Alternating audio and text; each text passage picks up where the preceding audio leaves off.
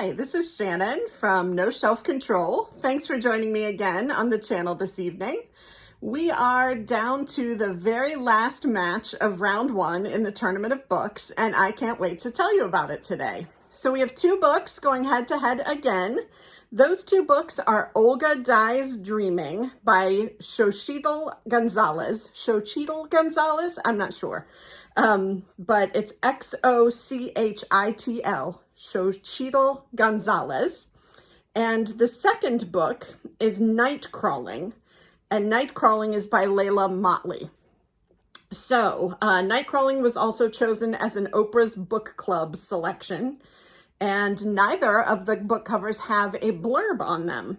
But let's talk about these covers. So Olga Dies Dreaming has this really cool silhouette of a woman with both stars and flowers and different patterns on each side of her head and the different colors in her face, and then a cityscape in her neck, which I think is really interesting. So I'm interested to hear more about that book. And then Nightcrawling, I have looked at this cover a million times and never noticed. I thought this was some sort of squid. It is actually a woman's face with braids flying out. Because the title was Nightcrawling, I guess I expected it to be some sort of spider or bug or something, and I thought it was a squid. I never noticed the face until today when I was looking at it. So there you have it. It's a beautiful face, and the hair is just blowing out and away. So we'll see what Nightcrawling has to do with all of that. Let's talk a little bit about our judge for today. So our judge for today is Abayomi Animashaun. I don't know if I'm pronouncing that correctly. He is from Nigeria. He has an MFA from the University of Nevada, Las Vegas, and a PhD from the University of Kansas. He writes poetry, and his poems have appeared in Poetry Ireland Review, Diode, Tri-Quarterly, the Cortland Review, African American Review, the Adirondack Review, Ruminate Magazine, Verse Daily, and other journals. He is a winner of the Hudson Prize and the recipient of a grant from the International Center for Writing and Translation. He's also the author of two poetry collections, Sailing for Ithaca and The Giving of Pears. So that is Abayomi Animashaun. I'm not sure. The names, I have such a hard time. I have a last name that is difficult to pronounce, that always gets pronounced incorrectly, so I feel terrible when I can't pronounce people's names correctly, but I have absolutely no idea how to pronounce them, and no way really to look them up, so that will have to be that, I suppose. Let's talk about the two books. So Olga Dies Dreaming was published January 4th, 2022 by Flatiron Books. So it certainly is one of the first, the earliest published books that we're going to talk about in the tournament, because they all had to have been published in 2022. Published by Flatiron Books, and it's 369 pages. It was a Goodreads Choice Award for fiction and for debut novel in 2022. So let's read the synopsis. It's 2017, and Olga and her brother Pedro Prieto Acevedo are bold-faced names in their hometown of New York. Prieto is a popular congressman representing their gentrifying Latinx neighborhood in Brooklyn, while Olga is the tunny wedding planner for Manhattan's power brokers. Despite their alluring public lives, behind closed doors, things are far less rosy. Sure, Olga can orchestrate the love stories of the 1%, but she can't seem to find her own, until she meets Mateo, who forces her to confront the effects of long-held family secrets. 27 years ago, their mother, Blanca, a young lord-turned-radical, abandoned her children to advance a militant political cause, leaving them to be raised by their grandmother. Now, with the winds of hurricane season, Blanca has come barreling back into their lives. Set against the backdrop of New York City in the months surrounding the most devastating hurricane in Puerto Rico's history, Olga Dies Dreaming is a story that examines political corruption, familial strife, and the very notion of the American dream, all while asking what it really means to weather a storm. That sounds great. I love a good family secret and sort of a family story. That's not what I expected of Olga Dies Dreaming. I don't know why, but it's just not what I had anticipated the book was going to be about. I'm also very curious about this book because I work for a company that is headquartered in Puerto Rico, and a number of my colleagues are from Puerto Rico. I've only been to Puerto Rico once to visit the rainforest on a cruise. And so really, really interested in learning more and reading more about Puerto Rico. So that is definitely an interesting choice for me. The other one that I want to talk about is Nightcrawling, and it was published June 7th, 2022 by Knopf Publishing Group, and it is 387 pages. Did I say Knopf? Knopf Publishing Group, and it is 387 pages. Can't talk today. Okay, let's read the synopsis for Nightcrawling. Kiara and her brother Marcus are scraping by in an East Oakland apartment complex, optimistically called the Regal High. Both have dropped out of high school, their family fractured by death and prison. But while Marcus clings to his dream of rap stardom, Kiara hunts for work to pay their rent, which has more than doubled, and to keep the 9-year-old boy next door, abandoned by his mother, safe and fed. One night, what begins as a drunken misunderstanding with a stranger turns into the job Kiara never imagined wanting, but now desperately needs: Nightcrawling. Her world breaks open even further when her name surfaces in an investigation that exposes her as a key witness in a massive scandal within the Oakland Police Department. What is Nightcrawling? I don't know what kind of job that is. That's interesting. So no wonder I had no idea what the book was about and expected the cover to represent something different than a person. So she finds a job that she never imagined wanting, but now desperately needs: Nightcrawling. Very interesting. So again, we have a brother and sister here. This one is in Oakland. There's a little bit of the Tess Gunty book here with them living in an apartment complex that is optimistically called the Regal High. The Rabbit Hutch, the Tess Gunty book we talked about last week, was also set in an apartment complex where we looked into every, unit of the apartment complex and learned about the people that lived there. So this reminds me a little bit of that. But her name surfaces in an investigation that exposes her as a key witness in a massive scandal within the Oakland Police Department. So again, another secret, which I love in a book, especially if I can't guess what it is or figure it out before the end of the book. So another interesting one. I wonder which one the judge is going to choose. They have some things in common, so it'll be interesting to see what he chooses and how he makes those choices. Let's see. So let's read the judge's intro. He says, "As a reader, I'm drawn to honest, well-crafted stories that grapple with the human condition." Me too. "I'm partial to fiction that, as Wallace Stegner says, acts as a lens on life. Good stories, regardless of how they're conceived, also remind us of who we are. With that in mind, I believe Olga Dies Dreaming and Nightcrawling are engaging works that manage to hold up complex, often disturbing portraits of who we are as humans, but with varying degrees of success due to vision and attention to craft." Okay, so he's saying what I said, that they are similar, that they're stories that grapple with the human condition, both of them, but he thinks that one had more success over the other due to vision and attention to craft. Okay, all right, so let's see what he says in particular about Olga Dies Dreaming. So Animaushaun says this: "Olga Dies Dreaming is an ambitious novel that attempts to shed light on the plight of Puerto Rico as a colony of the United States, the immigrant experiences of Puerto Ricans, the beauty and underbelly of politics, and the consequences of standing for a cause without compromise, without regard for one's children, and with a willingness to use those children as political pawns, all in the wake of a major hurricane that devastates Puerto Rico, leaving many dead and injured, and leaving thousands more without food, light, and basic amenities.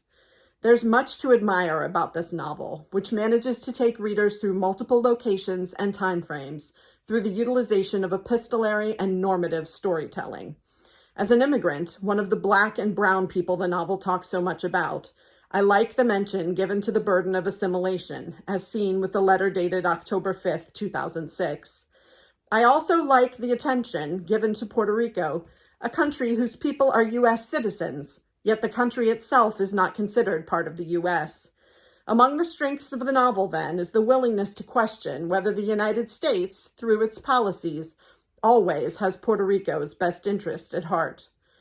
Moreover, I'm drawn to how, through Prieto, Olga's brother, in the chapter titled The Lift, it's made clear that the state of Puerto Rico today is not removed from its colonial history and policies, and how, without a knowledge of both the history and policies, Puerto Rico can come across as helpless, burdensome, and unable. And here's a quote from the book. Of course, the people on the island and people like you and me, we know that this mess is the result of fucked up colonial policies that leaves them victims to the mainland's whims. But to the rest of America, Puerto Ricans look like they just can't handle the little bit of government we've been given. Another highlight for me is the focus on diversity within the Puerto Rican community in the U.S. I can't even begin to think of the number of times I've heard people talk about Puerto Ricans as though they're a monolith, as if to see one is to see all. This novel turns that linear narrative on its head.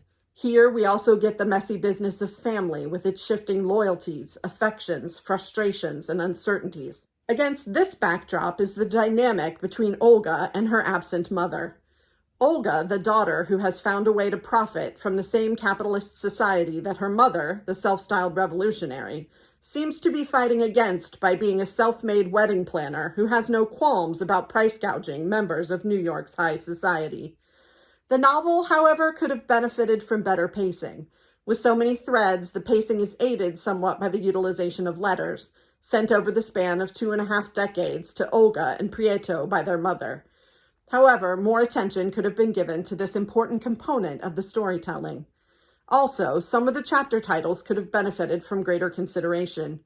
I came away from the novel with the impression that there wasn't always a clear sense of how to title chapters. Titles, of course, can serve a variety of functions. But what's one to make of the following? A man named Dick, and Dick's no good, very bad day.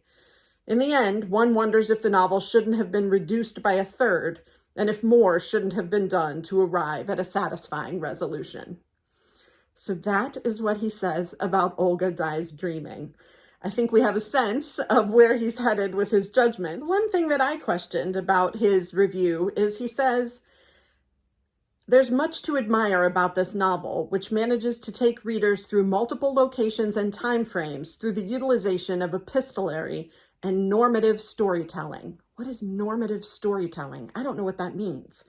So I'm curious about that. I'll have to look that up later and see if I can figure out what he's getting at there. I know what epistolary storytelling is. It means using letters to tell a story, but what does normative storytelling mean? We shall see. All right, so let's see what he says about Nightcrawling. Nightcrawling, on the other hand, is a well-paced story written with unflinching grit. The novel is set in Oakland, and it follows Kiara, a 17-year-old African-American girl who is doing all she can to survive in a community where opportunities are few and dreams are seldom realized. A community where crime is prevalent and one can't always count on law enforcement officers to be on the side of the law. Inspired by real-life events in the Bay Area, this book raises a number of important questions, one being about the nature of justice itself, or the absence thereof, in underserved communities of color, where Black and brown people are often dehumanized by people in uniform. Yet despite the grotesqueness of the story's tableau, there are moments of genuine tenderness that offer a wonderful contrast to the story's many instances of brutality. Consider this passage from page 163, when Kiara is talking about her near-adopted son, Trevor. Ale waves Trevor over, and he practically runs to us. I don't remember him taking off his shirt, but he isn't wearing it no more, and his bare torso makes me want to scoop him up and cradle him, lengthening body and all. That boy is a wonder. He's my autumn rain, my last picture of the sun before it sets. Daytime is not possible without Trevor. Not even sure the sun comes out without Trevor. Among the beauties of this novel, too, is the believability of the characters and the command with which the story is told.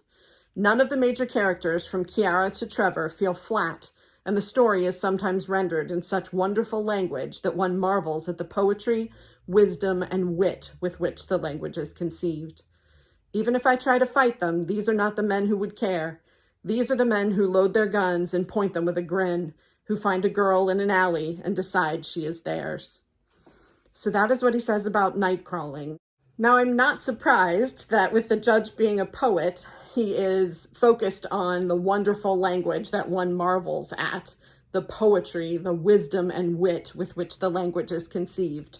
So I think definitely the fact that there is some beauty to the way that Nightcrawling is written has an impact on his judgment and decision here. So let's see which book he chose. I don't think it's going to come as any surprise to us, but here's the judgment. That said, though I'm choosing this novel, and that's Nightcrawling, I wonder if more shouldn't have been said about the officer whose suicide and suicide note gets Kiara entwined with the law. Also, I wonder if there isn't an over-reliance on flashbacks in the second half of the book. Still, I find the resolution a satisfying conclusion to a story that, on the whole, is well told. So he definitely has some reservations about Nightcrawling, talks about the second half of the book and the fact that there's an officer whose suicide and suicide note draws Kiara in, and he wants to know if more shouldn't have been said about that. I'm interested. It sounds like there are content warnings for suicide there, but also that, you know, he couldn't wholeheartedly endorse Nightcrawling without giving some of his caveats. So that is what we have today from our judge, the head-to-head between Nightcrawling and Olga Dies Dreaming. Nightcrawling will go forward. That is the last of our 8 round 1 matches. And tomorrow we will begin to see round 1 winners going head-to-head against each other. So I'm looking forward to having the opportunity to bring that to you, and I hope you will be with me for the rest of the week as we explore round 2. If you enjoyed this video and all of the videos about the Tournament of Books, please click like and subscribe. I also will mention again that I have a wish list at the bottom of my video descriptions. If you're ever inclined to gift me with a book, I would be very grateful.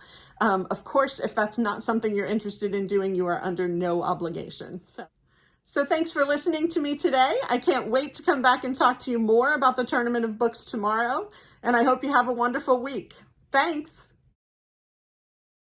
Here's a little PS. When I finished making my video earlier, I went and looked up what Nightcrawling is as a job, and I was totally embarrassed. Apparently, Nightcrawling is sex work, and obviously everybody knew that but me. So it sort of changes what I think about the book, gives me a little bit more insight into what the book is about, but I had absolutely no idea that Nightcrawling was a phrase for sex work. If you didn't know, now you know. Thanks.